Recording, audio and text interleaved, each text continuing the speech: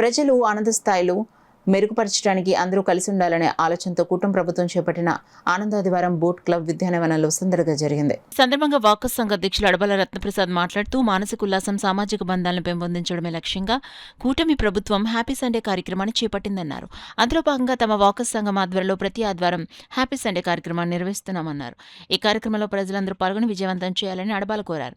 CH Narasimharao, T Meher ప్రసాదులు ప్రదర్శించిన హాస్యవల్లరి ఆహుతులను ఉత్సాహపరిచింది. అనంతరం సంగీత విభావన జరిగింది. గాయకులు వి ప్రభాకర్ రావు, జి శివకుమార్ ప్రభృతులు పాడిన పాటలు ప్రేక్షకులను అలరించాయి. ఈ కార్యక్రమంలో సంఘ కార్యదర్శి డాక్టర్ దాసరి శ్రీధర్, ప్రసాద్ నాయుడు, చింతపల్లి సుబ్బారావు, బుద్ధరాజు సత్యనారాయణరాజు, కె శ్రీరామరాజు తదితరులు పాల్గొన్నారు. సంతోషంగా, ఆనందంగా, ఒక ఆప్యాయతగా ఉండాలన్న భావంతో హ్యాపీ సండే అనే కార్యక్రమాన్ని ఏర్పాటు చేయడం జరిగింది. అందులో భాగంగా మనం ప్రతి ఆదివారం కూడా మన బోట్ క్లబ్ పార్కులో ఈ యొక్క హ్యాపీ సండే కార్యక్రమాన్ని నిర్వహిస్తూ వాస్తవంగా మీకు స్పీచ్ లాంటి బోర్ కొడుతూ ఉంటుంది. అంచేది మేము ఎక్కడికి స్పీచ్ పెట్టకుండా డైరెక్ట్గా సాంగ్స్ లేకపోతే హాస్యవల్లరి ఇటువంటి కార్యక్రమాలని ఏర్పాటు చేయడం జరిగింది. అందులో ముఖ్యంగా మనకి ఈ వేళ నుంచి 21 వరకు కూడా యోగాపై అవగాహన కోసం మరి రాష్ట్ర ప్రభుత్వం, అదే మన చంద్రబాబు నాయుడు, మన ప్రధానమంత్రి మోడీ గారు వీరందరూ కూడా ప్రత్యేక శ్రద్ధ చూపి ప్రజలందరూ కూడా ఆరోగ్యంగా ఉండాలంటే యోగా చేయాలి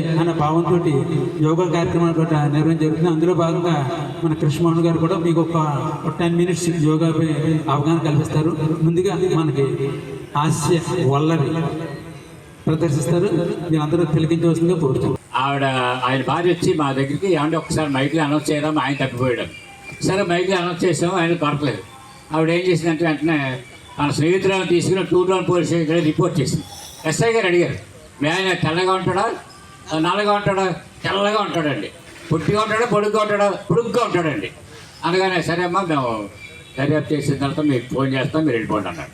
బయటకు వచ్చాక స్నేహితులను అడిగింది, ఏమే మీ ఆయన పొట్టిగా నల్లగా ఉంటాడు కదా, తెల్లగా పొడుగ్గా ఉంటాడని చెప్పి పెట్టారు.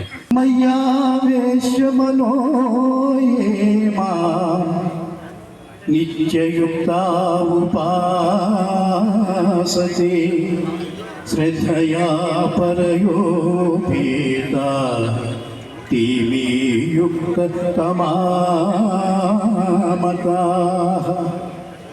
ఎవరు నాయందే మనస్సును లగ్నము చేసి శ్రద్ధాభక్తులతో నన్ను ధ్యానించుచుందురో అట్టివారు నాకు అత్యంతము ప్రీతిపాత్రుడు.